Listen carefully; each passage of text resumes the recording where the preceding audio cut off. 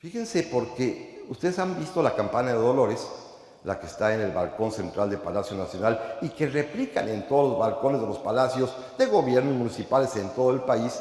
Y es una campana muy curiosa porque está el cuerpo, la falda de bronce de la campana, y arriba tiene como una especie de copete de madera, con el cual los campaneros se suben al campanario y le dan vueltas, la avientan para girarla para que la campana dé una vuelta completa sobre sí misma, y es entonces cuando el badajo comienza a tañir en la falda de bronce. No es una campana, la original, que se pueda tocar con un mecate ni con un lacito, sino hay que darle vuelta. Entonces el padre Hidalgo no se subió a tocar la campana, no le daba tiempo y luego bajar a hablar.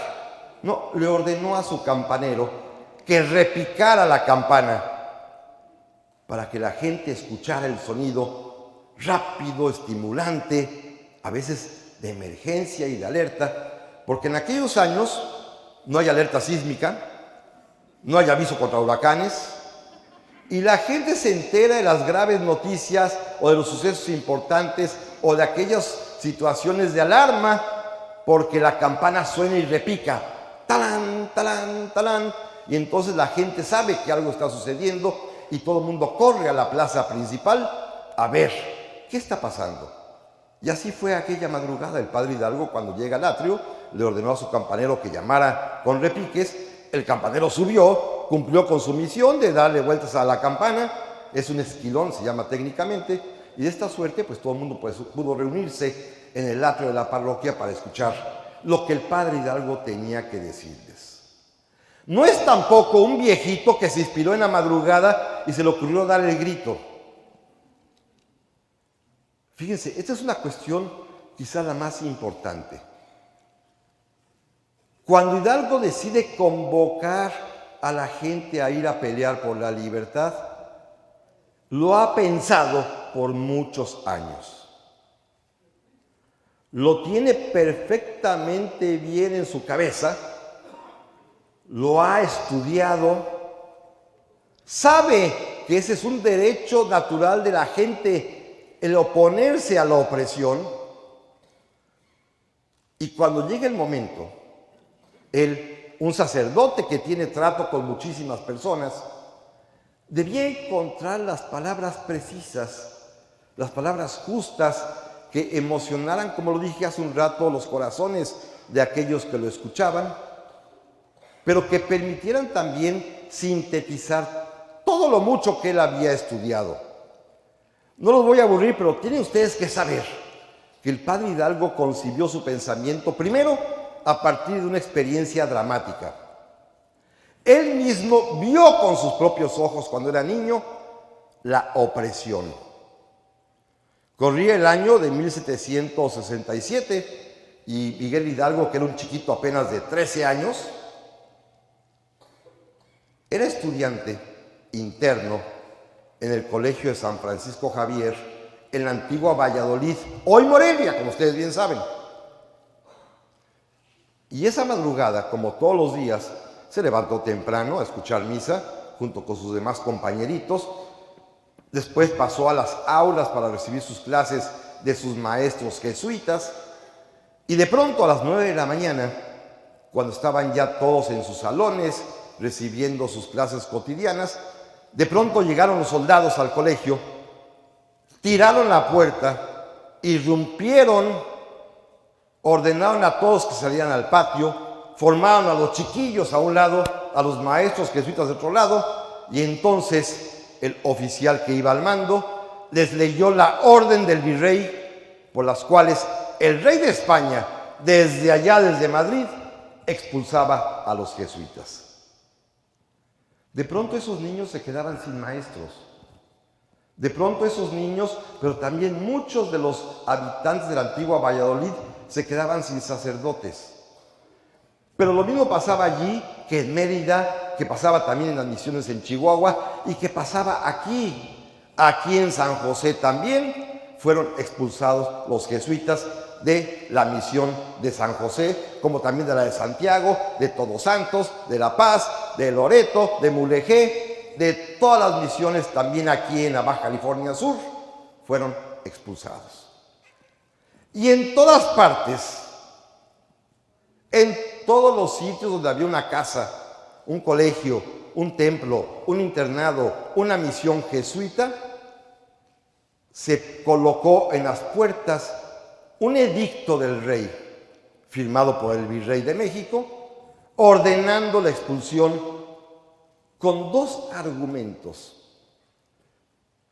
que así como aquí en San José seguramente los vecinos se detuvieron a leer, también en Valladolid el niño Hidalgo, también quizás parándose de putitas, leyó lo que decía el bando de expulsión. Y había dos frases que a Hidalgo se le quedaron profundamente grabadas en el corazón por ser las representativas exactas de lo que es el despotismo, de lo que es un gobierno opresor. E Hidalgo, desde niño, generó la idea que él tenía que enfrentarse a eso, a esa forma de gobernar. ¿Qué decía? Escuchen esto, que es terrible. A veces parece contemporáneo, Las razones de la expulsión las guarda el monarca en su real pecho. Solo él sabe por qué los expulsa y lo anuncia. Los expulso porque yo sé por qué, pues ustedes no tienen por qué saberlo. Es una actitud absolutamente despótica que le suena conocido, ¿verdad? Sucede todavía. Esa ya es grave, pero la siguiente es peor todavía. La siguiente definía la actitud del rey hacia los novohispanos, mexicanos hoy en día, y describía cuál era el papel de nuestros tatarabuelos en ese tiempo. Hidalgo lo debe haber leído con una sorpresa y un enojo, el mismo enojo que seguramente aquí en San José, o en Todos Santos, o en Mulegé, tuvo la misma gente que leyó las mismas palabras que fueron reproducidas a lo largo del territorio novohispano, en todos los lugares donde había algún asentamiento jesuita. Escuchen esto, parece de hoy. Sepan ustedes, súbditos del gran monarca español, que ha nacido para callar y obedecer y no para discutir las altas órdenes del gobierno. Así de tajante, así de radical, así de ofensivo y doloroso. En un niño de 13 años que tenía además una capacidad intelectual superior, en un niño que además, andando los años, destacaría por su capacidad para estudiar, para argumentar, para saber. Esas palabras quedaron profundamente marcadas. Y entonces, poco a poco, él solo, una vez que fue ordenado sacerdote, comenzó por su propio gusto a estudiar y a leer, y a leer, y a leer. Porque la única manera de preparar un revolucionario auténtico es con el estudio, Es la única manera en que un hombre puede prepararse para poder cambiar los destinos de una nación. Hidalgo lo hizo, se puso a estudiar y descubrió primero, fíjense bien, son tres pequeños elementos, que la propia teología católica desde el siglo XVI ya preveía esto. Cuando un jesuita en España, por ahí del 1560, había previsto el tiranicidio. Va a parecer que estoy en una asamblea revolucionaria, pero escuchen esto, Lo pensó Hidalgo. La posibilidad de que el pueblo derroque a su gobierno cuando este gobierno es tiránico, opresor, déspota. Claro, no es tan sencillo, No, me ofendieron, vamos a tirarlo. No. Tenían previsto varias causas que si se incurría en ellas, y sobre todo si se repetían, se reiteraban constantemente, eso era símbolo de que podía tratarse de un gobierno tiránico. Y miren cuáles son, Cuando un gobierno priva de la vida a sus súbditos sin previo juicio. ¿Está bien? Los matan. Pero no una, varias veces. cuando no hay juicio de por medio y la gente aparece muerta por órdenes de la autoridad. No estoy hablando del presente, ¿eh? Aclaro, esto es pura historia. Segundo, cuando un gobierno encierra en la cárcel a sus súbditos sin previo juicio. No una, sino varias veces. Sucede que los detienen y al bote, ya los guardan. Pero no a uno, a varios. Tercero, cuando un gobierno confisca y expropia los bienes de sus súbditos sin juicio y reiteradamente. Cuando les quitan sus terrenitos o les quitan su dinero en el banco o hacen cualquier cosa que hace que la gente pierda patrimonio. No una, varias veces. La cuarta, esta es muy fea pero se usaba. Cuando un gobernante abusa de las mujeres, de las familias de sus súbditos, de las mamás, de las hijas, de las esposas, también pasaba, ¿eh? Varias veces también, siempre ha habido reyes medio depravados, ¿no? Y quinto y último, este es precioso, cuando el gobierno reiteradamente aumenta los impuestos. Lo decía Francisco Suárez en el siglo XVI, no yo. Cualquier parecido a la realidad contemporánea es mera semejanza. Es una casualidad del destino. Bueno, cualquiera de estas causas, cualquiera de las 5 reiteradas, es lícito presuponer que ese gobernante, que ese monarca, que ese rey, es un tirano. Pero claro, hay que probarlo. Entonces, los súbditos tienen derecho a oponerse a lo que diga el tirano. Se le envía una comunicación que el tirano, si obra de buena fe, convocará un consejo de sabios para que lo dictamine. Y los sabios le dirán, Majestad, se equivocó, rectifique. O Majestad, tiene usted razón, los súbditos no saben que hay una razón de Estado. Todo podía pasar, ¿eh?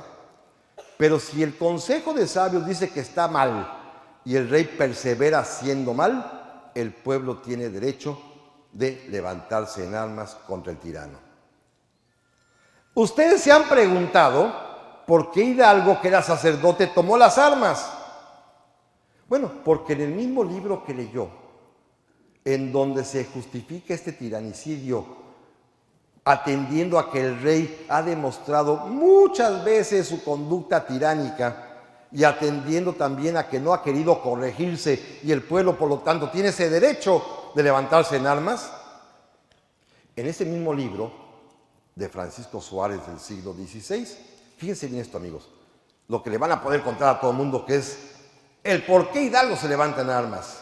Ahí dice que quien debe conducir al pueblo para defender sus derechos y para oponerse a la opresión es, escuchen, el sacerdote.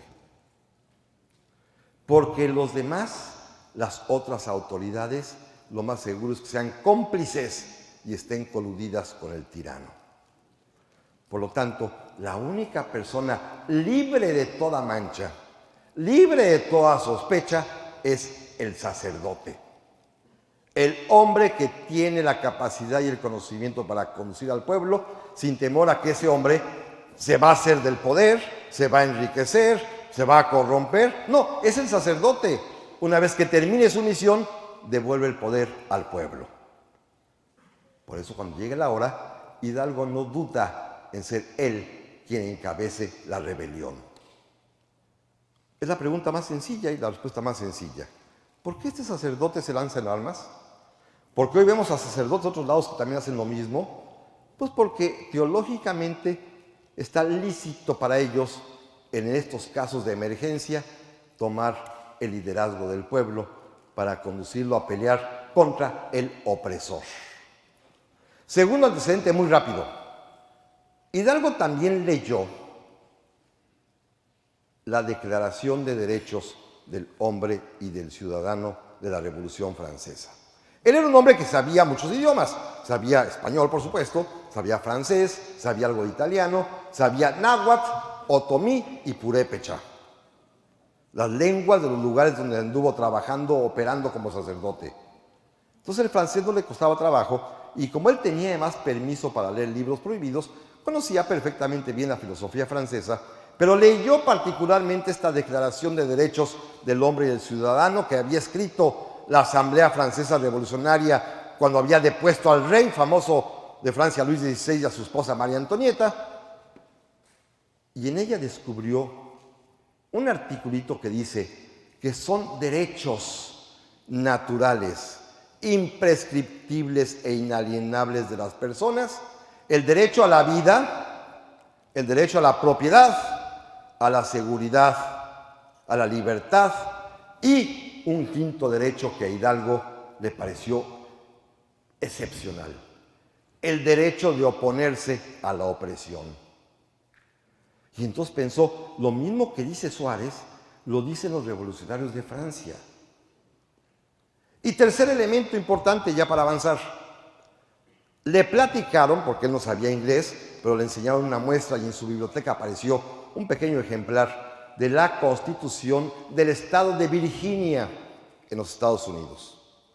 Ahí le platicaron que un señor que se llamaba Thomas Jefferson había escrito esa Constitución y que en ella había dado una definición magnífica, que amigos escúchenla porque nadie se atreve a repetirla otra vez, que va a justificar lo que Hidalgo hizo y lo que Hidalgo dijo el día del grito.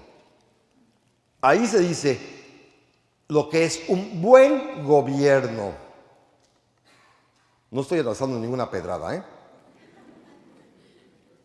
¿Qué es un buen gobierno?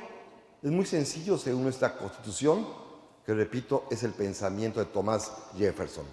El buen gobierno es aquel que crea las condiciones para que los individuos prosperen y sean felices. ¿No es fantástico? Así de simple. El buen gobierno es aquel que crea las condiciones para que los individuos prosperen y sean felices. Al contrario, el mal gobierno al que Hidalgo se va a referir en la mañana del grito, cuando grita, muera el mal gobierno, es porque el gobierno malo es el que no crea las condiciones para que los individuos prosperen y sean felices. Estoy hablando de 1810, repito. Todo lo demás es mera casualidad. Estos tres elementos, el pensamiento de Jefferson, el pensamiento de la Asamblea de Francia Revolucionaria, el pensamiento de Suárez. Bueno, en la mente de un hombre como Hidalgo, que es un estudioso profundo de estas materias, pues va germinando la idea de que llegado el momento tendrá que participar y tendrá que poner sus conocimientos al servicio de ese pueblo que él tanto quiere. Un pueblo que sufría mucho. Déjenme decirles un caso muy particular que va a hacer que la gente lo siga. Cuando empezó esta plática decía yo que la gente lo escuchaba atento porque mucha gente le debía mucho. Le debía la paz de su tranquilidad, de su hogar. El sistema español en los últimos años de la dominación, ya por ahí del 1800, 1803, implantó un régimen fiscal terrible. Incrementó el impuesto que pagaban los indios, y no lo digo peyorativamente, sino como se dice en la ley, los indios van a pagar a partir de esta fecha, en lugar de $1 al año cada uno, 5 pesos. Les aumentaron el 500% de impuestos de un día para otro. Es una barbaridad, ¿eh? Si ustedes piensan que en aquel tiempo, en 1808, según los registros, el salario mínimo era un real. Un real es el octavo de $1. Entonces, un indio tenía que trabajar 8 días para pagar su peso de impuestos antes. Pero el indio solo trae a su esposa y a sus 3 hijitos y a la abuelita. Entonces, ya son 5 o 6 de familia. Entonces, tiene que pagar 6 pesos al año, lo cual ya implica 40 días de trabajo. Y si de pronto lo quintuplican, pues eso implica 200 días de trabajo para pagar el impuesto. Por el señor, la señora, los niños y la abuelita. Entonces, de la noche a la mañana vino la miseria absoluta, porque la gente tuvo que doblarse el lomo literalmente para poder pagar el impuesto. bajo la amenaza de que si no lo pagaban, el rey ordenaba a sus funcionarios cobradores de impuestos azotar al que no cumpliese su obligación con un número de azotes correspondiente a la complexión física del sujeto. Si es un hombre robusto, el máximo era 200 azotes. Si era un ancianito, pues nada más 20 o 30 para que vaya aprendiendo. Y si es un jovencito, pues unos 50, 100 para que no se mal pase después. La gente era azotada por no pagar impuestos. Un impuesto además exorbitante. Y el padre Hidalgo, que era un hombre rico, de clase acomodada, que tenía su fortuna, se la gastó toda, ayudando a sus feligreses a pagar los impuestos. ¿Para qué? Para quitarles el azote, para que no los lastimaran. Entonces la gente, cada año llegaba el recaudador, pues la gente iba a pagar los que podían y los que no, padre, me faltan 16 pesos, tenía yo que pagar 57, me faltan 16, toma tus 16, ándale. Y otro, padre, usted sabe, murió mi esposa, murió mi papá, se murieron hasta los bueyes de la yunta, no tengo ni un peso para pagar y debo 70 pesos de impuesto, toma los 70 pesos. ¿A cuánta gente no libró de los azotes? El día del grito, cuando terminó de exhortar a las personas y muchas decidieron irse con él, hubo alguno que otro que no quería, Ay, no, pues que voy a ir a la guerra yo, faltaba más. Pero entonces las mamás, las esposas, las hijas, oye, ¿qué no te acuerdas lo que el padre Hidalgo hizo por ti? ¿Qué no te acuerdas que nos salvó de la desgracia y evitó que te azotaran no una, sino los últimos 7 años que no has podido pagar impuestos? ¿No te acuerdas todo lo que le debemos? Y entonces por eso la hueste, la gente que lo seguía, no solamente eran los hombres, iban las mujeres, los niños, los abuelitos, los tíos y hasta el perrito. Todos iban siguiendo al padre Hidalgo. ¿Por qué? Porque le debían todo. Porque era un pueblo agradecido con él, que tenía que demostrarle que lo que él había hecho había rendido fruto. Había sembrado en el alma y en el corazón de sus feligreses la virtud de ser agradecidos y de que todos podían ir juntos a luchar por una causa superior, como él decía, por una causa santa. Pero luego de ahí viene la parte que a mí se me hace francamente prodigiosa. Déjenme tomar un traguito de agua. Y que me parece quizás el gran acierto de Hidalgo. Salió del pueblo de Dolores caminando hacia San Miguel el Grande, hoy San Miguel de Allende, pero en el camino a la mitad está el santuario de Atotonilco. Allí se detuvo, entró a la iglesia de ese pequeño pueblo y allí tuvo la idea luminosa, maravillosa. ¿Qué bandera darle a ese movimiento? ¿Cuál debería ser la enseña, el estandarte que representara el ansia de un pueblo para ser libre? Y de veras tuvo razón, no había otro. Ya en ese momento era el único símbolo y lazo de unión entre todos los mexicanos de aquel tiempo, sin importar su clase social, su condición económica, su sexo, su raza. Lo único que unía y que permitía que en todas las iglesias y templos de la Nueva España, en todas, estuviesen juntos hincando, rezando y pidiendo un rico y un pobre, la Virgen de Guadalupe. Y fue un momento luminoso porque al mirarla, hoy sabemos que se arrodilló frente a ella, se santiguó porque así lo declaró en su proceso y pensó, es que ella es la que nos vino a dar la libertad. Tomó un lienzo que había allí colgado, lo ensartó en una lanza, la convirtió en una especie de estandarte, salió con ella afuera y la gente, por supuesto, la aclamó.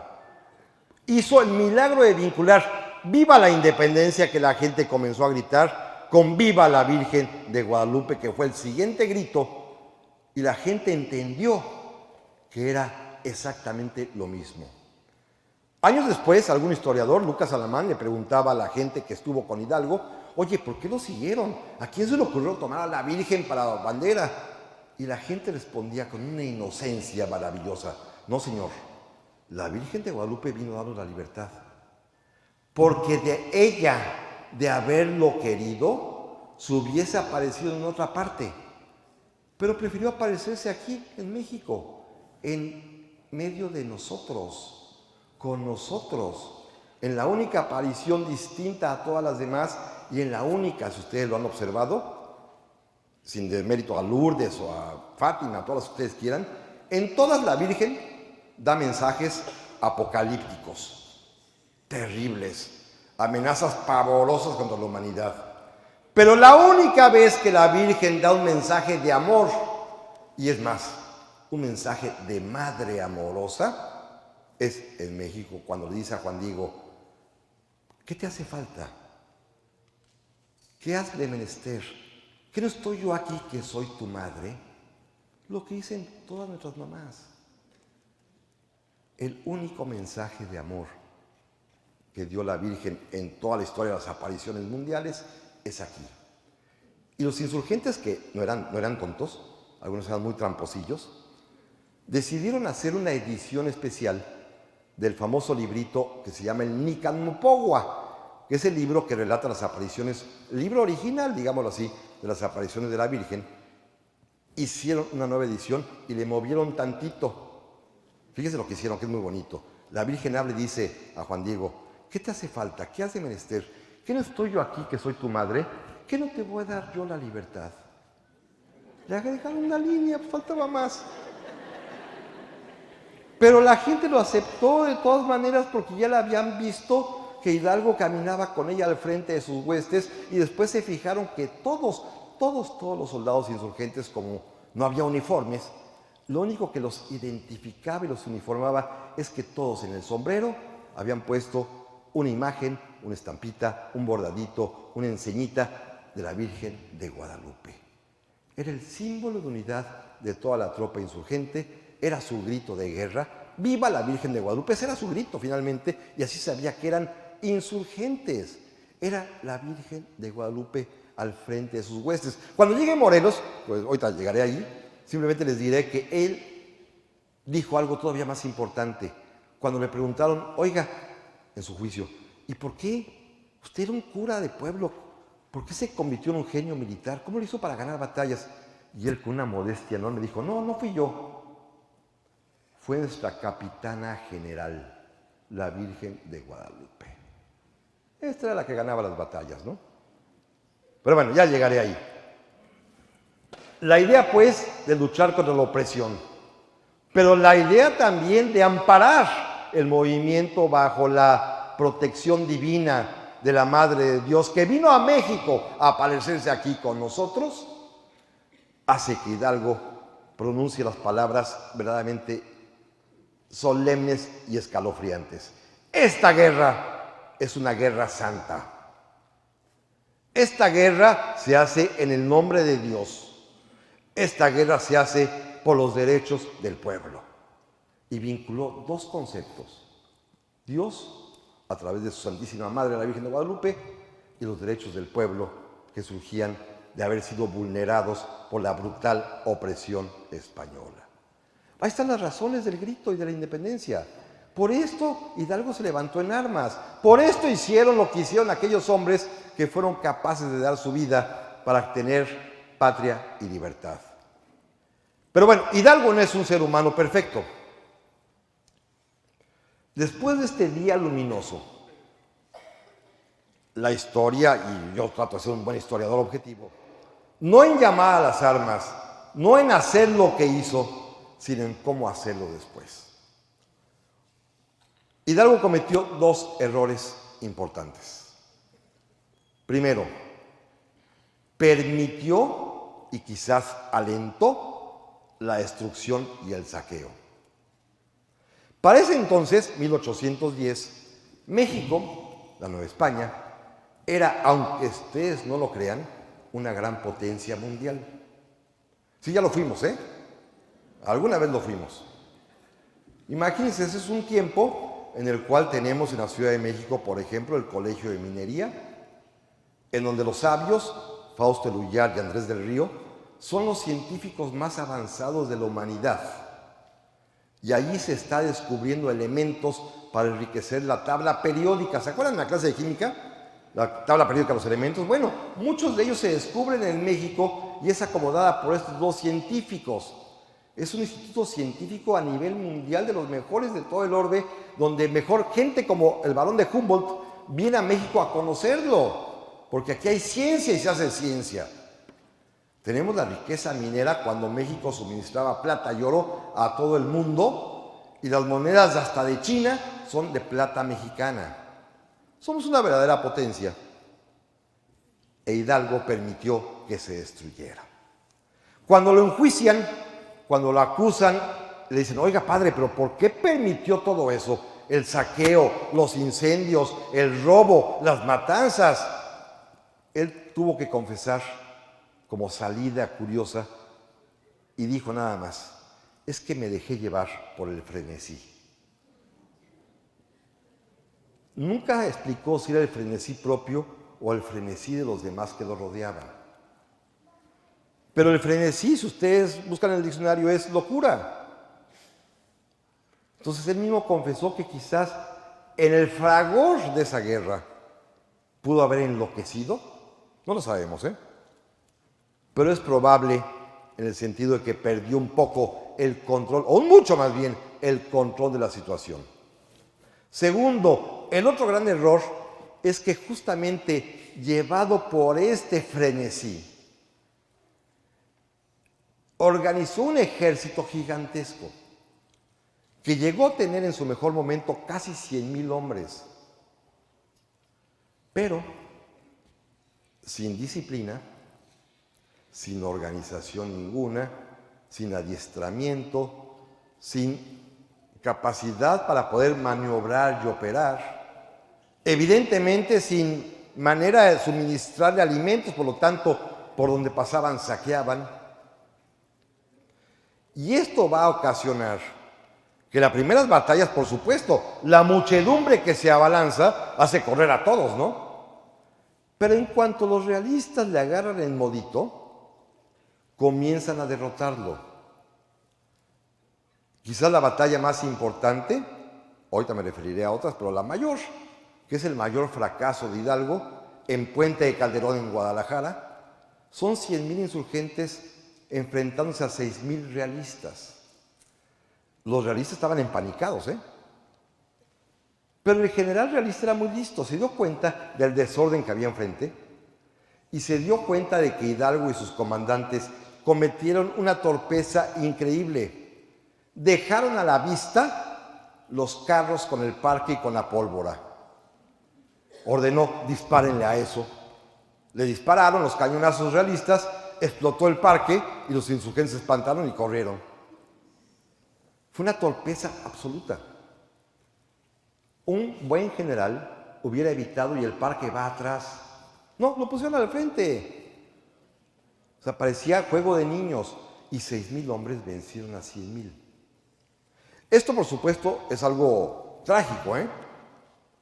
Fíjense, desde el día siguiente del grito, el día 17 de septiembre, cuando llegaron a San Miguel el Grande, Hidalgo permitió el saqueo de la ciudad. Y pasó algo además grotesco. Le llevaron unos cofres con monedas que había por ahí que encontró en alguna casa. Ordenó que las subieran al balcón de una de las residencias principales en la placita de San Miguel y comenzó a meter las manos en las monedas y las aventaba al pueblo y decían, tomen, que todo esto es suyo. Empezó a repartir el dinero. Ese día va a ocasionar el enojo tremendo de su compañero Ignacio Allende. ¿De dónde era Ignacio Allende? De San Miguel. Hoy se llama San Miguel Allende. Es decir, La tropa estaba saqueando hasta su propia casa, la de sus amigos, la de su abuelita, la de sus compadres, la de sus vecinos, la gente que conocía de toda la vida, estaba siendo víctima del saqueo insurgente. Y esta historia nunca se las platicaron, y menos en el libro de texto, ¿eh? Pero a partir de ese día, con una forma eufemística de hablar, los textos antiguos dicen: a partir de entonces Hidalgo y Allende anduvieron desabridos. O sea, se pelearon, discutían todos los días, se peleaban, porque Hidalgo tenía el mando absoluto, se había hasta declarado generalísimo, pero un hombre de ideas no podía ser un hombre de armas. Y eso no lo entendió Hidalgo. Allende, que no tenía ideas, era un buen hombre de armas. Pero el que mandaba era Hidalgo y no le permitió dirigir al ejército. Porque para empezar, Allende decía: oiga, basta con 16, 20 mil hombres, pero bien adiestrados y sin mujeres. Las mujeres que se queden, ¿para qué andamos cargando con todo el mundo? La familia entera. Hidalgo: no, Ignacio, si ellos quieren venir, que vengan. Pues sí, llegaba todo el mundo, entonces ahí estaba toda la familia. Pasó lo mismo en Guanajuato. Ustedes recuerdan aquella famosa escena, que eso sí nos las platican, el Pípila, ¿no? Bueno, este señor ni existió. Sí hubo muchos Pípilas. Es cierto que la Alhóndiga de Ganaditas es un edificio, muchos lo han de conocer seguramente si han andado por Guanajuato, muy sólido, de altos muros, altos, ideales para una fortificación y con una puerta maciza que era muy difícil derribar. Bueno, había que tirarla para poder entrar en la Alhóndiga. Y los mineros de Guanajuato, no uno, varios, entre muchos, tomaron una gigantesca piedra, una losa, la levantaron y abajo de ella fueron otros 3 o 4 con sus antorchas, con aguarrás, con brea, para embadurnar la puerta y quemarla. Y efectivamente la piedra de arriba servía de parapeto como blindaje para que no pegaran las balas que estaban tirando sobre ellos. Fue cierto, pero son muchos Pípilas. No es uno solo con la espalda amarrada en la piedra. No, eso es una exageración. Lo que pasa es que luego nos gusta convertir mitos, ¿no? Como Juan Escutia, pero eso no es el tema de hoy. Son mitos.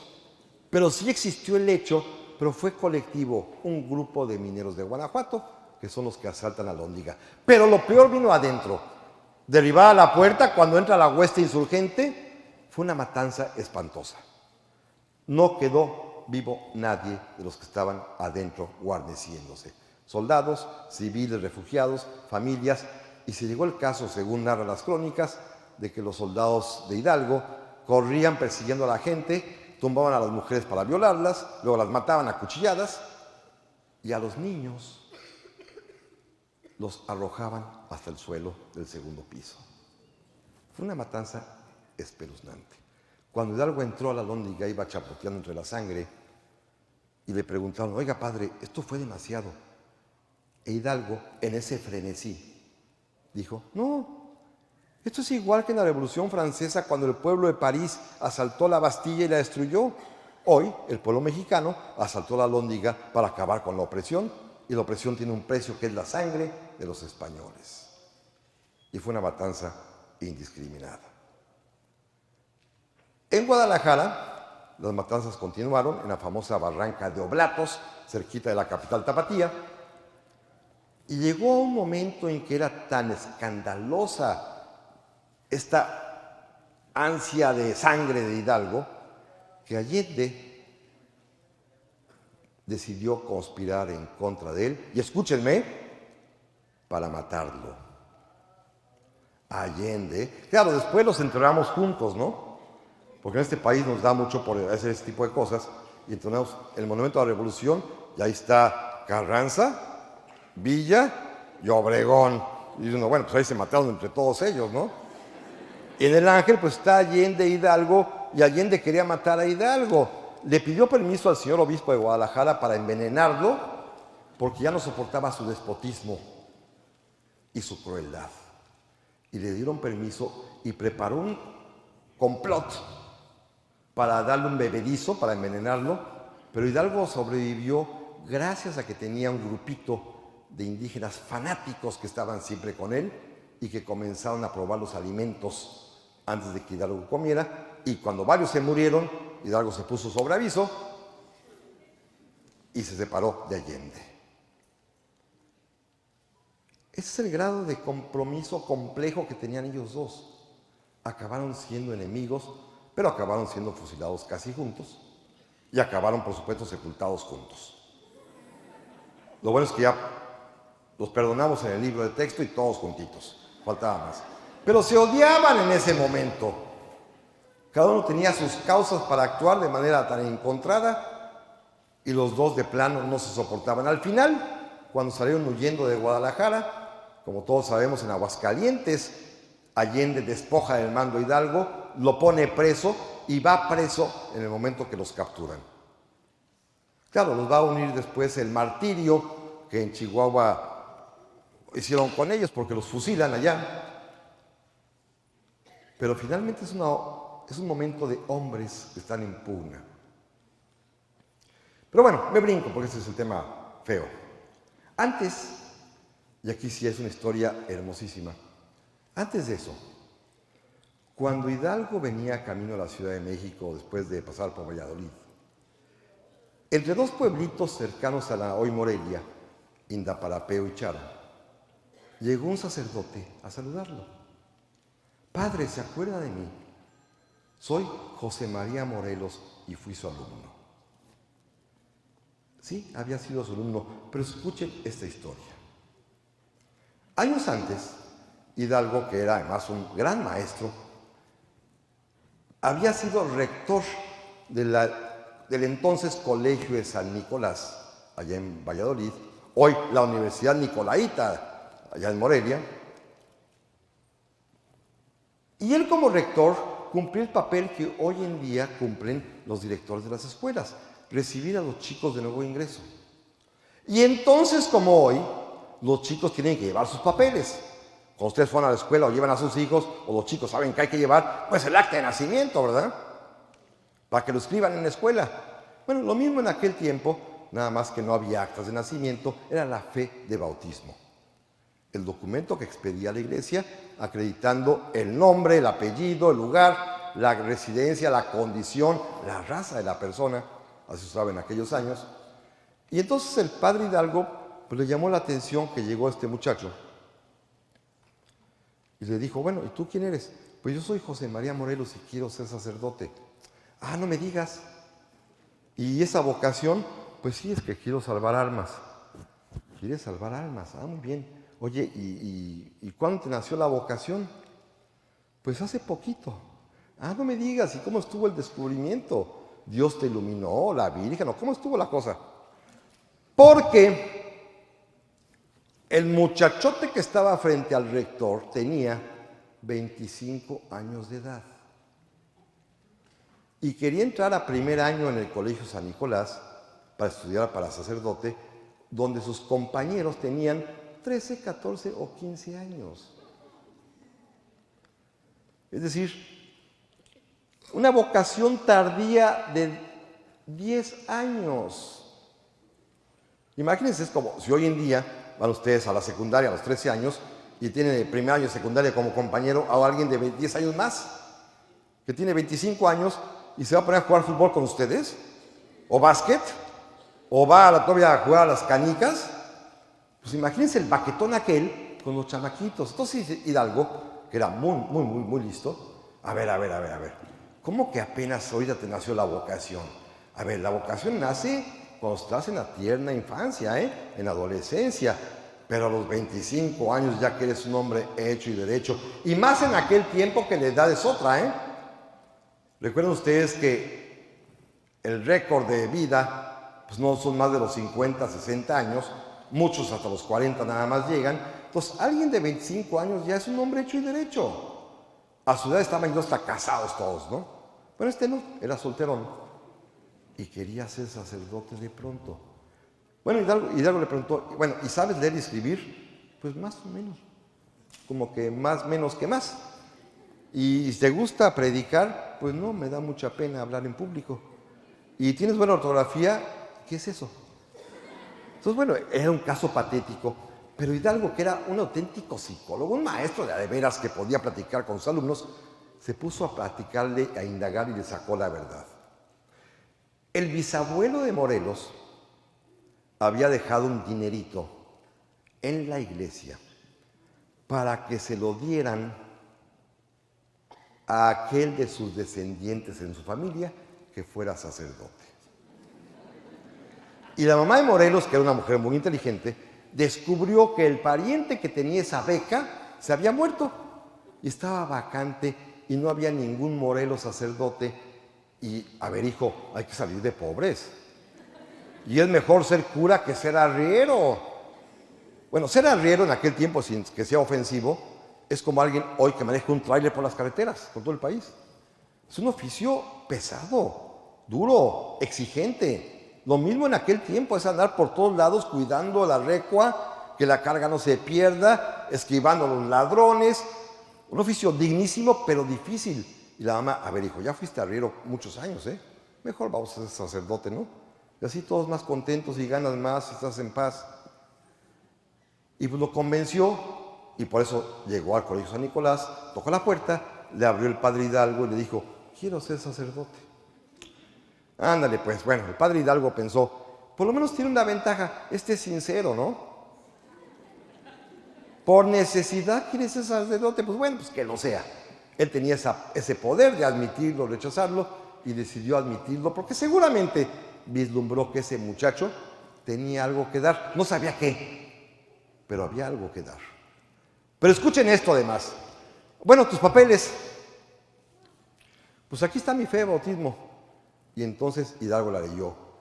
Yo, el padre fulano de tal, certifica que el día 30 de septiembre de 1763 nació en la ciudad de Valladolid un niño al que bauticé como José María Morelos y Pavón, que es de condición o raza española. Hidalgo había dicho, ay, iba a decir una palabrota, pero ay. A ver, tú eres medio mulato, ¿verdad? Sí, pues es que mi bisabuela fue negra. Ah, y tu mamá, pues, mi mamá es indígena y mi papá pues fue mestizo. Creo que tengo un abuelo por ahí que fue español. Y aquí dice que eres español. ¿Por qué no te pusieron casta o mulato o alguna de estas? Pues es que si fuera eso no puedo ser sacerdote porque la ley dice que únicamente los españoles o blancos pueden ser sacerdotes. ¿Y cómo le hiciste para que tu fe de bautismo diga que eres español cuando a todas luces eres más moreno que el carbón? ¿Saben qué dijo? Mi mamá la consiguió o... ¿Cómo? Pues siempre hay sacerdotes que pues, se avienen a hacer un favorcito a cambio de otras cositas, unas moneditas extras, una botellita de charanda, cualquier cosita. Ya había corrupción, ¿ustedes creen? Y se podían arreglar las actas de nacimiento de entonces. Y le cambiaron a Morelos su raza para ser un mulato, a mucha honra que lo era, lo transformaron en español. Así, de un jalón, de un plumazo. Y claro, Hidalgo seguramente, que era un hombre de un sentido del humor gozoso, haber dicho, no, pues que entre, esto va a ser una cosa, una botana tenerlo aquí. Y en efecto, la pasaron muy bien cuando fue su maestro, le dio clase, pasó todas de panzazo, por supuesto, no tenía así que digamos un talento intelectual, y optó, así como hoy en día hay carreras cortas, allá también había dos maneras de ser cura, la carrera completa o la carrera rápida. La rápida era nada más los rudimentos, una embarradita, y entonces los mandaban a hacer cura de indios, a servir a las parroquias pobres. Es decir, a los sacerdotes, pues hay limitaditos que, a ver, vete para allá para que estés a gusto, y los otros, los sacerdotes que estudiaban la carrera completa de casi 12 años, son los que ascendían después a canónigos, obispos, a maestros en las universidades, a doctores. Pero bueno, de esos era Hidalgo, y Morelos no le interesaba arte de esos. Le interesaba de volada, porque ya ordenado sacerdote puedo cobrar la beca de mi bisabuelo. Y fíjense que le fue muy bien, porque era un hombre, a diferencia de Hidalgo, que fue su maestro, profundamente práctico. Así como Hidalgo se gastó su patrimonio ayudando a los pobres, Morelos y lo poquito que tenía lo atesoró y jamás dio nada a los pobres, ¿eh? Ustedes seguramente alguno habrá visitado Morelia y a lo mejor alguno también cayó en el centro de la ciudad al Museo Casa de Morelos. Es una mega casota que nunca la habitó, pero gastó peso sobre peso para comprarla para su mamá.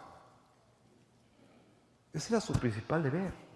Por eso se había hecho sacerdote, porque su mamá se lo había pedido para que salieran de pobres, porque ella, de lavar ajeno, de planchar, de servir de criada en casas, ya se había cansado.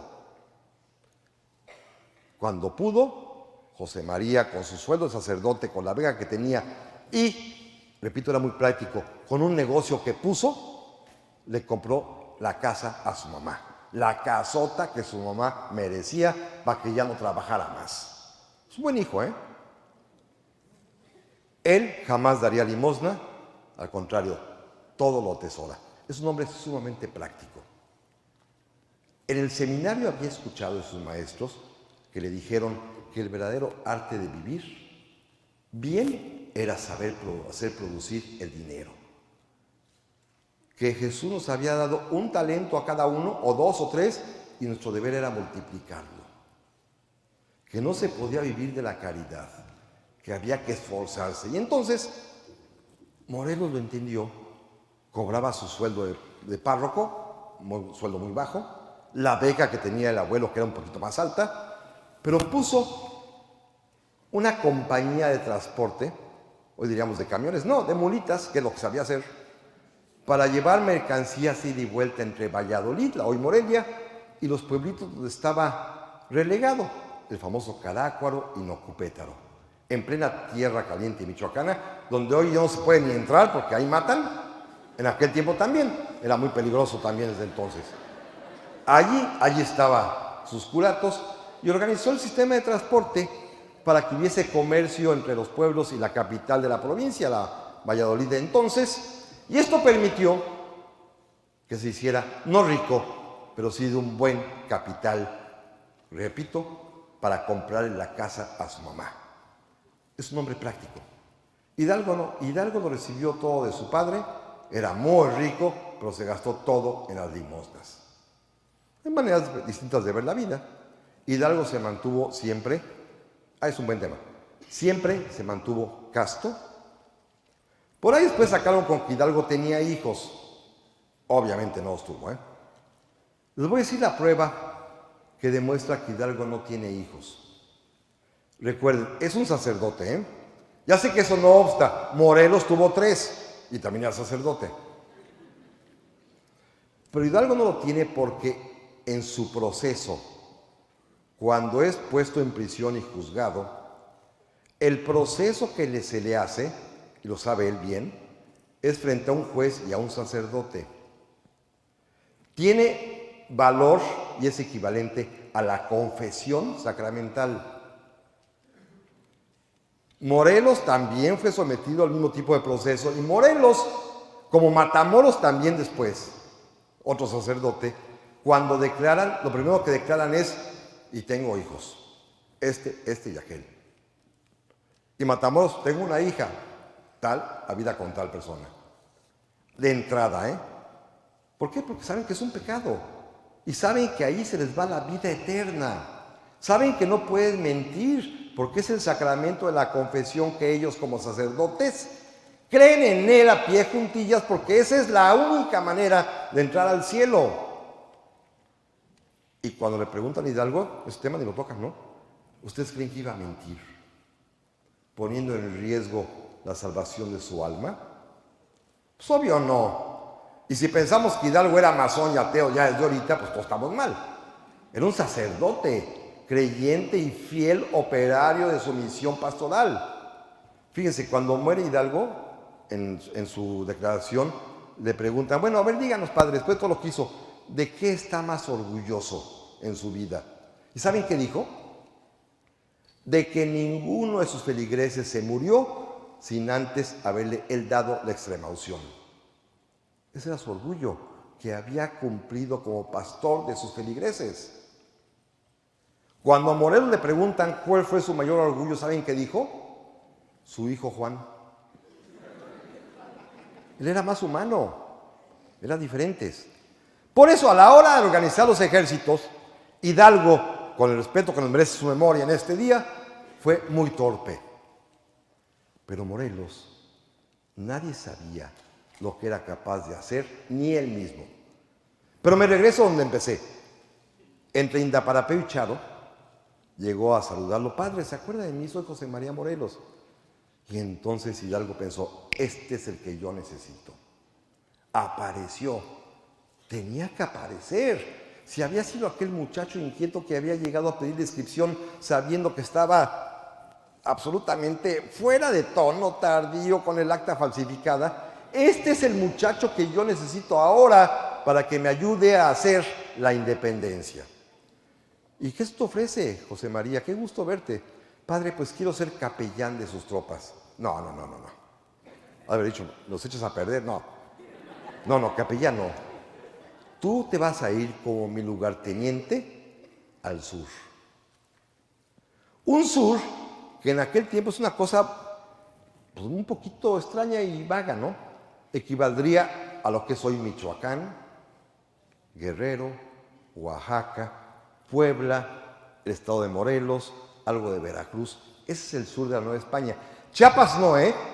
Chiapas entonces es de Guatemala. Entonces no es nuestro sur, es otro lugar, es Guatemala. Por eso ayer celebramos, si se fijaron, y no hubo tribunales, porque es la incorporación de Chiapas a México. El único estado que voluntariamente se pasó para acá y creo que se arrepintieron. Pero bueno, ya no se vale echarse para atrás. Pero bueno, fíjense, le encomienda insurreccionar el sur, que sea su lugarteniente, le hace un encargo específico, hay que tomar el puerto de Acapulco. No había discotecas ni nada de eso, ¿eh? Era el punto comercial. Es más, era una cosa espeluznante porque Acapulco en aquel tiempo era terrible, sin ningún tipo de sanidad, y la mortandad era espantosa en épocas de calores porque la fiebre amarilla asolaba toda aquella costa. En fin, no era ninguna gracia, pero era un punto estratégico importante para el comercio. Entonces tomas el mando del sur, eres mi lugarteniente, asaltas y conquistas Acapulco, pero además, y escuchen esto amigos, que aquí empieza la gran lección, pero además vas a convocar en mi nombre, porque yo ya no voy a estar, preveía lo que iba a pasar, vas a convocar a un congreso. Esto que sigue, que le dice Hidalgo a Morelos, debería estar inscrito en letras de oro, espero que aquí estuviese, en cualquier palacio de gobierno y en cualquier palacio legislativo de todo el país. Pero ojalá me equivoque y en Baja California Sur es la excepción, pues yo no he visto ninguna en ninguna parte, ¿eh? Le dijo Hidalgo a Morelos, convoca un congreso para que establezca una forma de gobierno en la que nuestros gobernantes, escuchen esto que es maravilloso, a diferencia del déspota que dijo que nacimos para callar y obedecer, aquí nuestros gobernantes nos traten con la dulzura de nuestros padres. Suena feo, ¿verdad? Imagínense nada más eso, que nos traten con la dulzura de nuestros padres. No quiero decir nombres, ¿verdad? Pero imagínense tener yo de papá a ese señor, no, bueno. O a esa señora también, no, bueno, qué cosa, ¿no? Pero segundo, estos gobernantes también deben darnos leyes. E Hidalgo tuvo esa magia prodigiosa de definir cómo quería la ley. No solamente que nos gobiernen con la dulzura de padres, sino que nos den leyes que sean, escuchen esto, suaves, benéficas, justas y acomodadas a cada lugar. Leyes suaves, benéficas, justas y acomodadas a cada lugar. Y son frases no mías, del padre Hidalgo, del padre de la patria, y por supuesto las ignoramos por completo. Bueno, nosotros no teníamos por qué. Quienes deberían saberlas, por supuesto que mejor las esconden, ¿eh? La dulzura de padre, sí como no. Pero bueno. Morelos salió de allí impresionado, pero antes de retirarse le dijo, padre, por favor, deme la bendición. Y quienes lo vieron cuentan que Morelos se arrodilló frente al padre Hidalgo, y el padre Hidalgo, de veras, en un acto de solemnidad religiosa, mística, pero también de liderazgo militar y de estadista, le dio la bendición a Morelos, no lo volvió a ver nunca más, y el otro salió convencido de que tenía que hacer la guerra. Pero este pobre en su vida había matado una mosca. Nunca había menos tomado un fusil en sus manos. Jamás había mandado más hombres que los que mandaba en sus recuas como arrieros de que, órale, para arriba, denle, denle. Nunca lo había hecho. Y de pronto, quizás Hidalgo, en su genialidad, había vislumbrado que dentro del corazón, que dentro de la inteligencia de ese José María Morelos el mulato, estaba un auténtico estratega y un auténtico estadista, que ni él mismo sabía que estaba allí, guardadito en su corazón. Llegó a Nocupétaro y comenzó a hacer las cosas diferentes a su maestro. Hidalgo gritó a la campanada, exhortó a la gente y vamos a la guerra, y Morelos no dijo ni pío. Llamó a sus amigos, oigan, ¿me quieren acompañar? Salieron de Nocupétaro 16 hombres y un niño. Se llevó a su hijo a la guerra, eso sí. Pues no le iba a dejar ahí, ¿verdad? Con la mamá. Pues mejor se lo llevó a Juanito al monte, se llevó a su hijo y a otros 16 amigos, y con esto inicia su batalla. No gritó, no hizo aspavientos, no hizo nada. Pero poco a poco fue enfrentándose a los realistas y fue ganando. Ganaba una, ganaba otra, ganaba otra, ganaba otra. ¿Qué pasó? Muy sencillo. El hombre, de manera natural y auténtica, comenzó a ganar batallas porque era un estratega natural. ¿En qué radica la ciencia? Muy sencillo. Acuérdense que él fue arriero. Y el que es arriero en aquel tiempo, como los camioneros de hoy en día, se la saben de todas en el campo. Conocía cuáles eran todos los caminos que había justo en la tierra que le encargó Hidalgo, en Michoacán, en el Guerrero de hoy, en Oaxaca, en Puebla, en Veracruz. Conocía cuáles vereditas llevaban más rápido a cierto lugar, por cuáles vereditas se podía salir de ese lugar. Donde había una hondonada, donde hay una barranca, donde hay una elevación, donde hay manantiales, donde hay un riachuelo, donde hay un campo para poder pernoctar, donde hay un lugar más seguro para poder esconderse. ¿Cómo escapar si doy la batalla aquí? ¿A dónde ir si voy este paso hacia adelante? ¿Dónde podrá venir el enemigo? Adivinar porque todo lo tenía en la mente. Era un hombre que tenía una mente. Hoy llamaríamos, ¿han visto Google Maps? Así era su mente. Él podía imaginar el mapa de donde estaba sin ver un mapa porque lo conocía. Era alguien privilegiado. Si hubiese vivido en esta época, hubiera sido un geógrafo consumado. Es decir, su mente, por lo que él platicó después, cuando lo capturan, cuando le preguntan qué hace, su mente era exactamente una mente matemática que visualmente podía tener en la imaginación, como si fuese una pantalla de computadora, un mapa, con todos los contornos y relieves y accidentes del terreno necesarios. Era un hombre que podía, hoy se llamaría así muy bonito, visualizar el campo de batalla. Era un geógrafo natural. Aquí en el cerebro lo tenía. ¿Dónde? ¿A qué horas? ¿Cómo? ¿Qué pasa si anochece aquí? ¿Dónde está la cañada? ¿Dónde está la vereda? ¿Dónde está el caminito? ¿Dónde está el escondite? ¿Dónde está la hacienda fulana? ¿Cuánta distancia? ¿Cuánto tiempo me va a llevar recorrer con mis tropas de aquí para allá? ¿Los realistas por dónde pueden llegar? Y eso bastó para que cada vez que entraba en combate, ganaba. Y los realistas no sabían ni por dónde estaban pegando, porque el comandante realista, por más bueno que fuera, no tenía esa mente brillante que tenía Morelos para poder imaginar y ver en su cerebro el campo de batalla completo. Una ventaja que nadie tenía. Por eso Napoleón sí dijo que Morelos era un gran general. No dijo aquello de que con 5 ganaría y conquistaría el mundo, eso ya no fue cierto. Pero sí dijo que era un gran general, ¿Por qué? Porque tenía una capacidad innata para ver el campo de batalla como un mapa en su cerebro. Y tenía otra cualidad que él tampoco sabía. No basta con saber moverse en el terreno, sino que también descubrió que tenía una capacidad natural para algo que es fundamental para quien manda: elegir subordinados,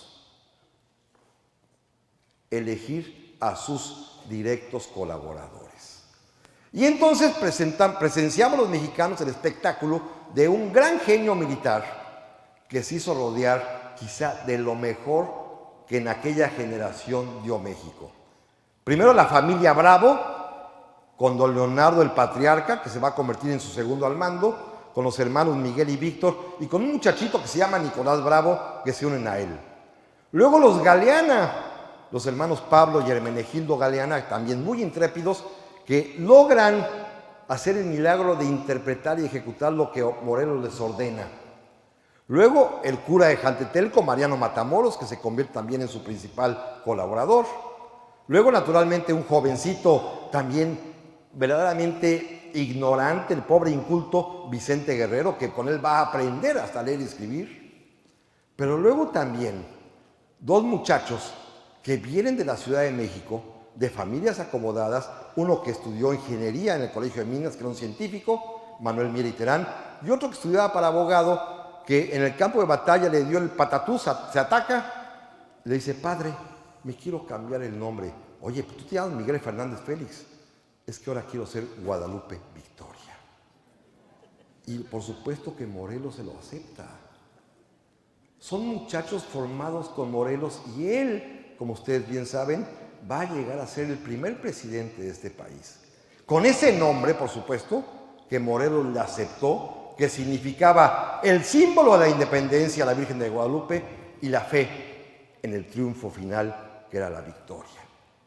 Entonces, imagínense el equipo de colaboradores, más el conocimiento que tiene del campo de batalla, lo hacen invencible.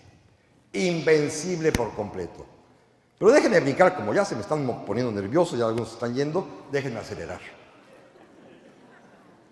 Va a llegar el momento en que den prueba de lo que son capaces de hacer, primero en Cuautla.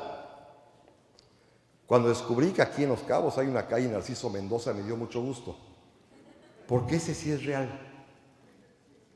A diferencia del Pípila, que ese ya vimos que es mito, en cambio Narciso Mendoza es real. Fíjense, Morelos llevaba a su niño a la guerra, iba con su hijito Juanito, y para entretenerlo, como todo ser humano que es bien padre, es también nepotista. Entonces, mi hijito que sea también capitán.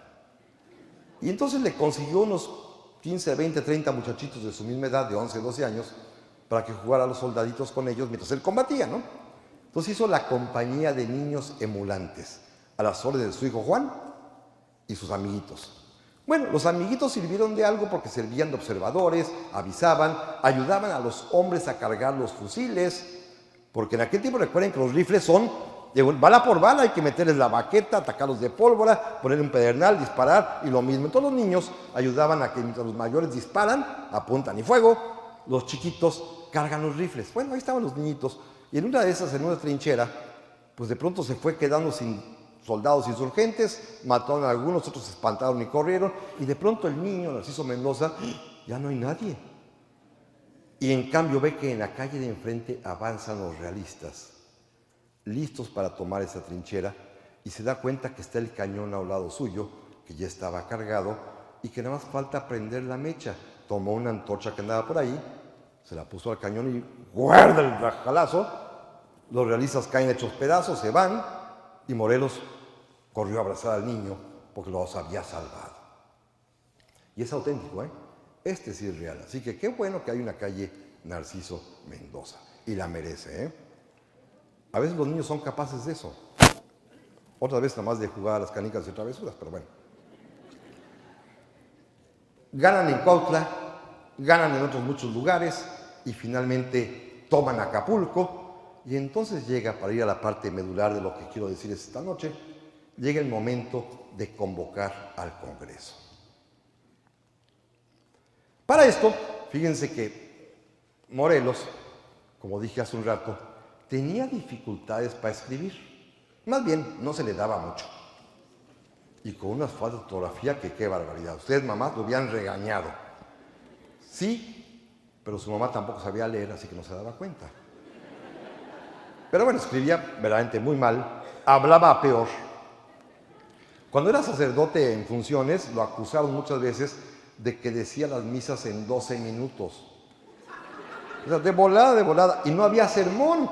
Entonces la gente de verdad lo llegaron a acusar y él le dijo al obispo, ay, señor obispo, la verdad es que yo no sé hablar y me da mucha pena hablar ante la gente. Me pongo muy nervioso y mejor rápido lee el misal y decía la misa en latín, nadie lo entendía y se apuraba y se acabó.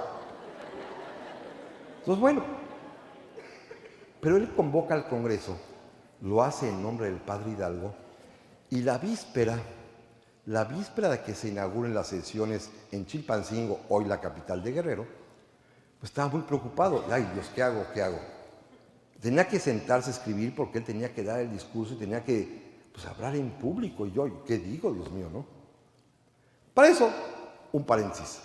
Ya para entonces, Hidalgo tenía a alguien que le escribía las cartas. Se había conseguido, como todo funcionario que se precie, de un secretario particular. Ya saben que todo el mundo tiene secretario particular, aunque seas, bueno, no quiero ni decir aquí, jefe de departamento allá en México, en cualquier secretaría de Estado, todos tienen un secretario particular. Bueno, Morelos tiene su secretario particular. Y es un muchacho, abogado, que se llama Andrés Quintana Roo. ¿Qué ustedes se acuerdan de él? Tiene nombre de Estado de la República. Exactamente, el otro centro turístico importante después de Baja California Sur, en Quintana Roo. O sea, la competencia del turismo, ¿no? Bueno, se llama Quintana Roo porque él era de Yucatán en un tiempo en que la península era toda una entidad y después la separaron y dividieron, crearon Quintana Roo en su honor y Yucatán. Pero bueno, ese no es el caso.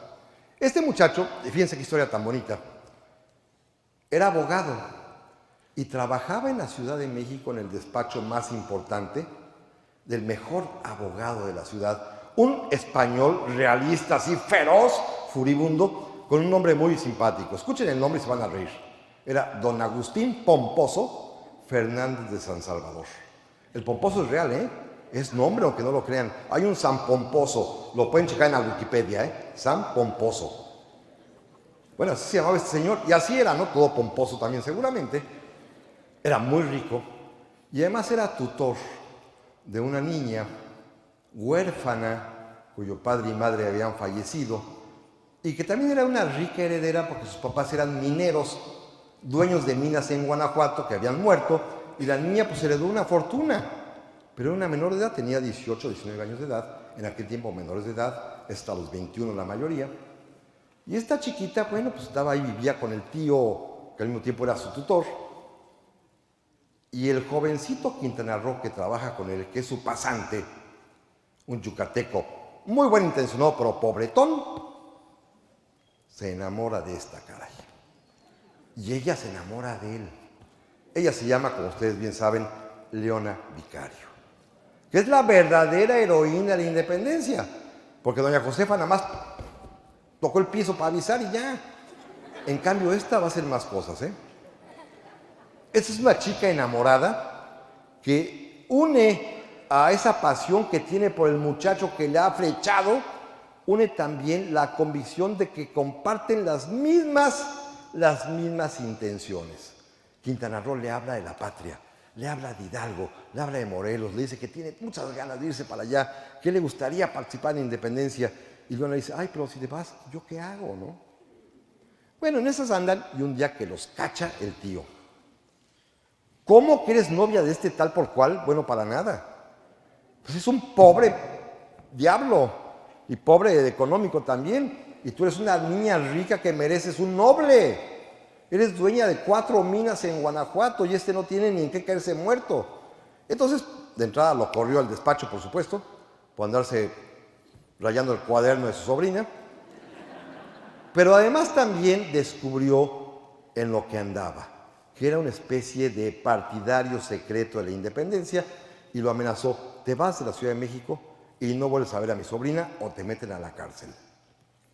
Y se escapó, se fue de plano, y se fue por supuesto a reunirse con Morelos, a conocer a Morelos, Y Morelos le cayó muy bien porque es un muchachito, abogado, que llegó a decirle, oiga, me quiero unir a sus filas, y lo vio. Ay, mira, niño, tú no estás ni para sostener un rifle, ¿eh? Se te cae la manita.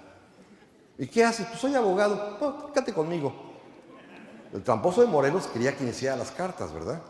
Bueno, ya encontró su secretario, trabaja con él, pero se dio cuenta, por lo que le platicó de su vida, que estaba enamorado de Leona, pero además se dio cuenta que Leona, por amor a su muchacho Andrés, pero también por esa pasión patriótica auténtica, no podía disponer de su dinero porque estaba guardado en algún lugar, su tutor era quien tenía acceso a él, pero ella sí podía disponer de sus joyas y mandó vender todas sus collares, sus aretes, sus pulseras, sus pectorales, sus diademas, y con el dinero, fíjense lo que hizo, compró una imprenta y se la mandó a Morelos, y con ella José María Morelos pudo imprimir el primer periódico insurgente, con el regalo que les hizo Leona Vicario. Entonces, pues Morelos estaba muy agradecido con ella, y de pronto se enteran que don Agustín Pomposo, el tío, descubrió que se gastó las joyas y que se enoja y que la castiga encerrándola en un convento. Pero escuchen esto, ¿eh? Las películas de estas modernas de los escuadrones Delta y estas cosas, no, hombre. Morelos quiso hacerle un regalo a Andrés Quintana Roo, rescatando a su novia.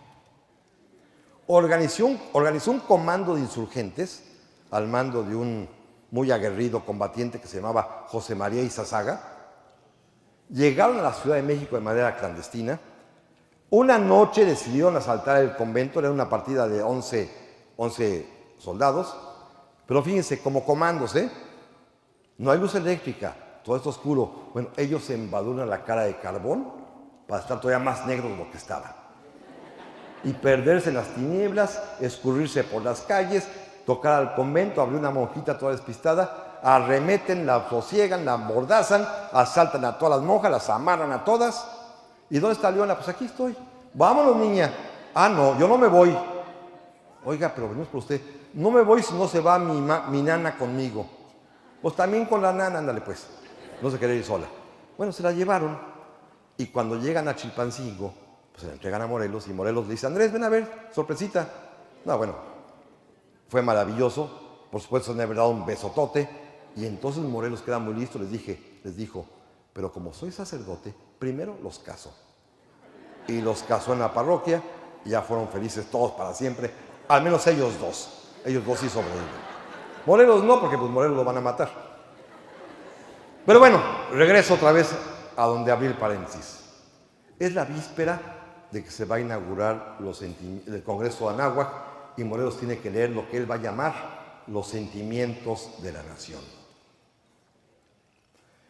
Se encerró y escribió algo con su mala ortografía, con su mala sintaxis, algo que ustedes pueden ver, está en internet.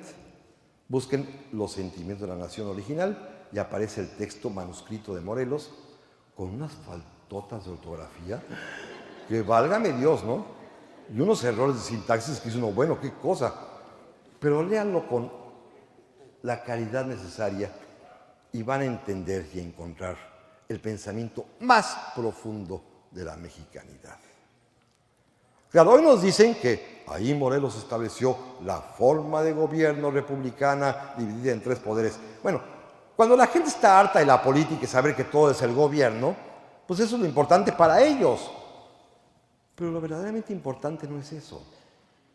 Está en otros párrafos del mismo documento, y además también está en lo que dijo pero no escribió. Y Andrés Quintana Roo, nuestro protagonista, héroe de la historia de amor que ya platicamos, tuvo afortunadamente la buena idea de escribir sus memorias de lo que pasó ese día. Y cuenta cómo de pronto estaba él en su cuarto escribiendo algunas cartas, y llegó un soldado y le dijo, oiga, licenciado, que el general quiere verlo. Entonces ya fue a ver a Morelos, y Morelos le dijo, a ver, siéntese, licenciado. Le voy a leer algo, pero dígame cómo está, porque la verdad tengo mucha preocupación. Se llama Sentimientos de la Nación. Y se lo leyó. Y Quintana Roo cuenta que de pronto a él, al escuchar al padre Morelos, empezaron a salirse lágrimas de los ojos. Y Morelos, al darse cuenta de que estaba llorando, suspendió y le dijo: licenciado, ¿tan mal lo estoy haciendo? Y Quintana Roo le dijo: padre, por favor, léalo así mañana. Era lo más profundo de la mexicanidad. Ahí le dijo varias cosas, que repito, Morelos no incluyó, pero dejó constancia de ellas Quintana Roo.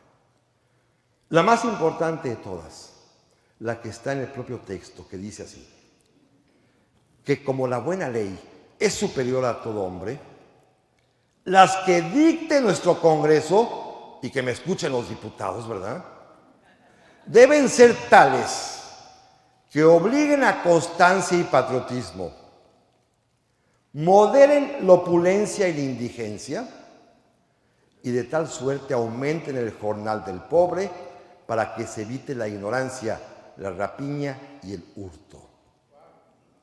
Eso lo dijo Morelos. Y eso no está en ninguna parte. En cambio, la nación mexicana es libre e independiente y tiene 3 poderes. Ok, gracias. Lo importante era lo otro. Una buena ley. Pero fíjense qué importante, ¿eh? Que obligue a constancia y patriotismo. Pero más importante aún, y no es socialismo, modere la opulencia y la indigencia. ¿Por qué los ricos tienen que ser tan ricos que puedan darse lujos estrambóticos cuando hay gente tan pobre? No hay que prohibir la riqueza, claro que no, la riqueza genera riqueza, pero hay riqueza ofensiva, pensaba Morelos. Morelos tenía muy claro lo que decía el Evangelio y lo dijo varias veces, que él estaba para combatir los pecados que claman al cielo. Y en la Biblia muy claramente se dice que son aquellos pecados que ofenden a Dios. ¿Saben cuáles son? Son 5 nada más. El homicidio intencional, es entendible. Escandalizar a los niños, es entendible, por supuesto. ¿Y saben a qué tipo de escándalo me refiero, verdad? Abusar de las viudas y de los huérfanos, explotar a los pobres. Pero escuchen la 5ª causa de pecado gravísimo que Dios se indigna según la Santa Escritura: esquilmar el jornal de los trabajadores. Es decir, no pagarles lo justo, o retenerles su salario, o castigarlos en el salario. Son los pecados que claman al cielo. Y no lo digo yo, lo dice la Sagrada Escritura. Y esto Morelos lo repitió hasta el cansancio, y por eso había que moderar la opulencia y la indigencia. Porque además había un dato objetivo. Años antes, cuando el barón de Humboldt visitó México, llegó a la conclusión de que nunca había visto en la tierra ningún país tan privilegiado por la mano de Dios, con mares, costas, pesca, bosques, lagos, ríos, minas, campos fértiles, pastizales para el ganado y, para colmo, dijo Humboldt, con jugos negros de la tierra. El petróleo, ya había chapapoteras, ya se sabía que estaba el chapapote, ya sabían que era combustible. No sabían cómo sacarlo, pero sabían que eso era riqueza. Pero ningún país tampoco, decía Humboldt, había visto nunca el que había bajado por todo el mundo con tamaña desigualdad, donde había ricos tan ricos y los pobres más pobres de la tierra. Este país. No hemos cambiado mucho, Moderar la opulencia y la indigencia y aumentar el jornal del pobre. Esto es la verdadera razón de la mexicanidad. Pero además, acompáñenla con 2 frases más de Morelos que le dijo a Quintana Roo. Porque todos somos iguales, pues del mismo tronco procedemos, y lo único que debe distinguir a un mexicano de otro es el vicio o la virtud.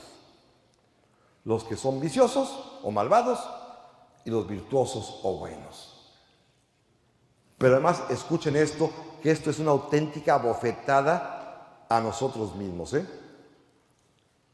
Y quiero, dijo Morelos, que en esta nueva nación, y escuchen maestros, se eduque igual al hijo del más rico hacendado como al del más humilde barretero. Es la única garantía de la igualdad importante, la educación para todos. Y en los estados más pobres de este país, la educación se le niega a los pobres. Y los niños que pueden pagar colegiatura, y perdón que me salga del tema, pero me indigna, los niños que en Oaxaca pueden pagar colegiatura en escuela particular, durante años serán los mejores preparados para enfrentar el futuro, mientras que los niños pobres que no pueden pagar una escuela particular no han tenido clases en años. Y en esos rumbos dijo Morelos estas frases, en Guerrero y por Oaxaca. Y también dijo esto otro, que todo aquel que se queje con justicia tenga un tribunal que lo ampare y lo proteja contra el fuerte y el arbitrario. Y estamos en México, ¿no? Este es el pensamiento más auténtico de la nacionalidad mexicana. Déjenme concluir dando el siguiente paso nada más, para decirles que estas mismas ideas, bajo la inspiración de este hombre genial que supo ser el mejor militar de nuestra historia, pero también el estadista más profundo, inspiró a los diputados del Congreso de Anáhuac, que promulgaron la Constitución de Apatzingán, a atreverse a algo maravilloso que ninguna otra constitución en México se ha atrevido a hacer. Va a cumplir 100 años la nuestra, esta cosa que no es la misma que hizo Carranza, pero no se atrevieron a poner en ella lo que Morelos y sus amigos pusieron en la suya. Definieron la felicidad. Se atrevieron, más que cualquier filósofo, más que cualquier sociólogo, más que cualquier soñador, a escribir, a crear una definición de lo que es la felicidad. Y dijeron esto: la felicidad de todos y cada uno de los habitantes de la nación consiste en el goce irrestricto de los derechos de vida, libertad, propiedad y seguridad. Es un derecho a la seguridad.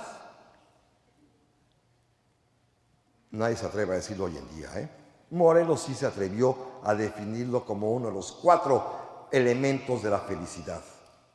Pero dijeron algo más. Les echaron la responsabilidad de cumplir esto a dos entes. La íntegra conservación de estos derechos, dice Morelos, es el único deber de los gobiernos. Y esta íntegra conservación de los derechos es la única razón de existir de las asociaciones políticas. ¿Y ustedes han visto algún partido que ostente esta frase como su lema? Pues ninguno, ¿verdad? Por supuesto que no. Los partidos políticos para Morelos tenían la misión de apoyar a los gobiernos en la íntegra conservación de los derechos de la gente.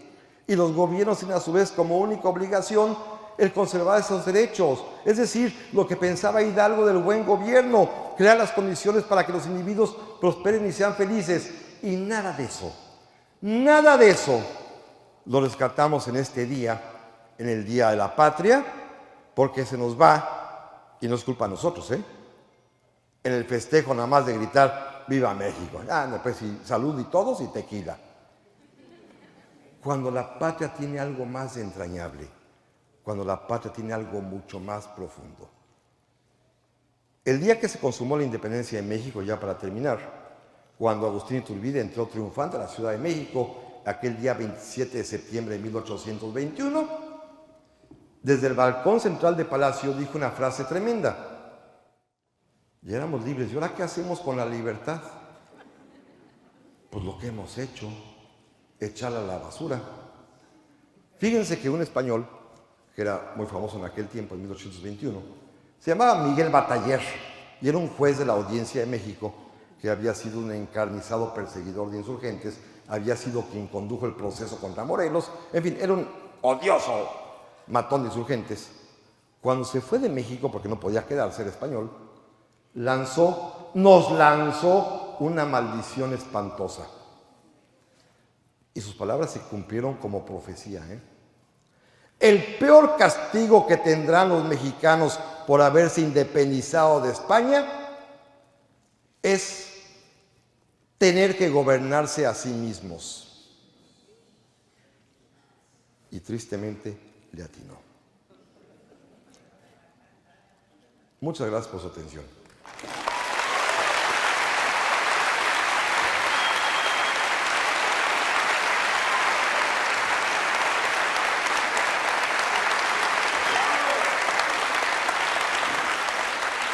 Muchísimas gracias, maestro Montalvo. Y bueno, pues... Perdón. Muchas gracias. Por supuesto, naturalmente me emociona su aplauso, pero me gustaría, si fuera posible, con la venia de quienes conducen este evento, si alguien quiere hacer un comentario, una preguntita, un par de ellas para poder ya cerrar, porque no me gustaría si alguien se quedó con alguna inquietud o, al contrario, alguna crítica, o que no esté de acuerdo con lo que digo, porque también se vale, pero por supuesto estaría para mí todo el placer y honor de poder responder si es que alguien quiere preguntar algo. Por aquí había alguien, sí, perdón, sea una o dos para, en nombre de todos. ¿Qué tan viable cree usted, el que ya usted mismo lo comentó en la radio, que se cambió el día de la independencia para conmemorar el cumpleaños del dictador que estuvo de Porfirio Díaz? Ajá. ¿Qué tan viable cree usted que sería el que lo pusiéramos en la fecha real? No, yo creo que ya no vale la pena. Ya nos quedamos así por costumbre. Pero la historia es un poquito diferente, no sé si la escuchó más o menos completa. Efectivamente, toda la vida, entre 1821-22 y hasta 1864, la independencia se celebraba justo el mero día, en la mañana tempranito, a las 7, 8 de la mañana. Pero, pues somos mexicanos y nadie iba, ¿no? Para empezar. Segundo, ese mismo día, según la Constitución de 1824, abría sus sesiones el Congreso a las 10 de la mañana y el presidente tenía la obligación, cuando el presidente sí iba al Congreso, a presentar su informe. Entonces el presidente de la República pues, apenas tenía tiempo a andar recordando el grito, un desfile militar, unas palabras, y correr al Congreso porque ahí venía el discurso largo de 3-4 horas para informar de los resultados de su administración. Pero fue Maximiliano, cuando viene a México, porque este hombre, se enamoró de nuestro país, hasta de charro se vestía, y andaba por Guanajuato y fue a Dolores justamente el día 15 de septiembre, ahí estaría 15-16, pero a él se le ocurrió, ¿por qué no hacerlo mejor en la noche, el día 15? Por algo muy simple, fíjense amigos, para que luzcan los fuegos de artificio. Que era muy bonito, a la gente le ha gustado toda la vida los fuegos de artificio.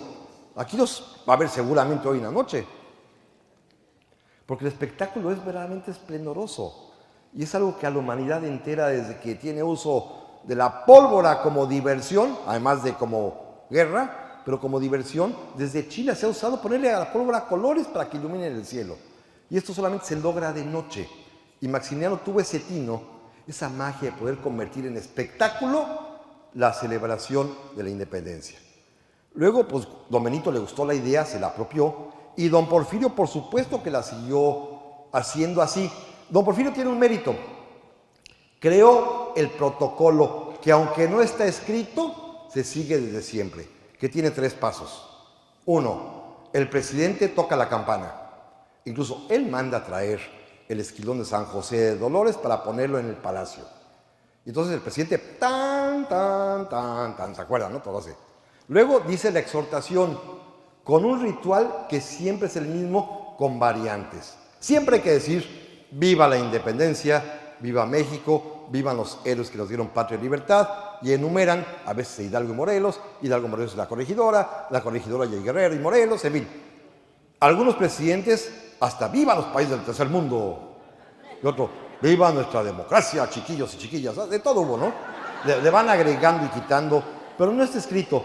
Y por último, el presidente de la República también ondea la bandera sobre el pueblo, como lo hace también el presidente municipal y el gobernador. Hay que agitar, ondear la bandera en el balcón. Esos 3 pasos del protocolo los establece don Porfirio, que además porta la banda presidencial, y que luego, efectivamente, pues se va a cenar en la cena que se establece desde aquel tiempo y que hoy quieren quitar, aunque sea a fuerzas, pero siempre hay cena, porque era el cumpleaños y su santo. Pero no hizo la fiesta ahí, sino que la fiesta ya existía y se le juntó con el santo y cumpleaños, lo cual era una especie de prodigio. Imagínense, el dictador paternal daba el grito, pero al mismo tiempo era su fiesta. Y lo hizo 30 y tantos años. Entonces, pues a la gente se le quedó el gustito, ¿no? Pues viva don Porfirio también, pues era su cumpleaños. Y no se moría el viejo, ¿no? Pues vivía. Entonces era así como perpetuo. Pues bueno, a partir de entonces está la fiesta así. Y como que ya nos acostumbramos y tiene ese encanto de la mexicanidad de ser ficticio. Fue al día siguiente, pero nosotros lo adelantamos, faltaba más. O sea, eso es muy mexicano, es parte de nuestra esencia, el inventar y transformar la realidad, como decían los novelistas de los años 50 del siglo pasado, el realismo mágico mexicano, ¿no? El grito fue en la madrugada, pero lo hacemos mejor en la noche, pues, ¿cómo nos vamos a estar levantando tan temprano, no? Pero bueno, alguien más por ahí, por favor. Maestro, ¿qué pasó con Hidalgo esa noche que estaba en el Cerro de las Cruces y tenía al pie la Ciudad de México y no entró para acabar de una vez por la guerra y ser independiente esa noche? Claro. No, ahorita voy a la explicación que es tremenda, ¿eh? No, es que aquí tengo que tener cuidado porque no me puede pasar lo que Juan Gabriel. Sí, apenas se ve aquí me pusieron aquí una raya para no dar el mal paso, ¿verdad? Ahorita sentí que me acerqué mucho y dije, ¡ay Dios! Ese día pasó algo terrible. Cuando Hidalgo, efectivamente, después de haber vencido en la batalla del Monte de las Cruces, adelantó sus tropas hacia la Ciudad de México, llegó a lo que hoy se conoce como el Contadero, en la orillita de la delegación Coajimalpa, ahí en los límites. Los historiadores, según el bando y según la preferencia hacia Hidalgo o hacia los realistas o hacia Allende, han argumentado todo tipo de explicaciones. Hay quien dice que Hidalgo le dio muchísimo miedo y una especie de congoja el pensar que iba a pasarle a la capital, a la Ciudad de México, que era una capital importantísima en el mundo. Fíjense, la Ciudad de México tenía más habitantes entonces que Nueva York, que Madrid, que París. Era la ciudad mayor de la tierra en ese entonces, la más opulenta, como le decían. Era el famoso cuerno de la abundancia que Humboldt había descrito, la ciudad de los palacios. Y entonces dicen que Hidalgo le entró pudor y pensó que no debería entrar para que no pasara lo mismo que había sucedido en San Miguel, en Celaya, en Guanajuato, en Guadalajara, en la Morelia, en que la hueste había saqueado la ciudad, había violado a las mujeres, matado a inocentes y que no quiso que eso le pasara a la capital. Esta es una versión. Otra versión, que es la que dicen que dijo Allende, que Hidalgo se arrepintió porque sabiendo que no tenían parque suficiente ni pólvora bastante, podía llegar un ejército realista que no había y los iban a derrotar. Entonces es una causa un poquito medio forzada que Allende inventa para justificarse por qué no entraron. Hoy, gracias a un gran historiador, experto en el tema, Carlos Orejón Peredo, ya sabemos la verdad. El virrey, que era muy astuto, cuando supo que Hidalgo ya se acercaba, le mandó un recadito. Si entras, degüello a tu familia. Puso en prisión a su cuñada, a sus sobrinos, con quienes Hidalgo tenía una relación muy peculiar. Fíjense, Hidalgo tenía un hermano menor que se llamaba Manuel Hidalgo, que era abogado, que era su preferido, porque Hidalgo es un hombre que su mamá muere cuando él tiene 5 o 6 años. Su mamá muere al dar a luz a su hermanito Manuel. Entonces Hidalgo como que siempre se sintió muy responsable desde chiquito su hermanito menor. Y cuando él pudo, él mismo le costea la carrera, él mismo lo ayuda. Y fíjense bien, Hidalgo, repito, es un hombre rico que dilapida todo su patrimonio. Y por eso, porque pierde toda la fortuna familiar, su hermano Manuel, desesperado, se suicidó. Porque Hidalgo tenía un montón de juicios en su contra, de desahucio, ya de, oye, páganos. Pues se gastó todo en otras cosas y no podía pagar sus deudas, y su hermano se suicida. Y él, que había casado a su hermano con su esposa, que había bautizado a sus niños, se sentía responsable directo de su familia, de su cuñada y de sus sobrinos que vivían en México. Y el virrey le manda a decir que si entra, los mata. Le pudo mucho que mataran a su familia. ¿Sí? Bueno.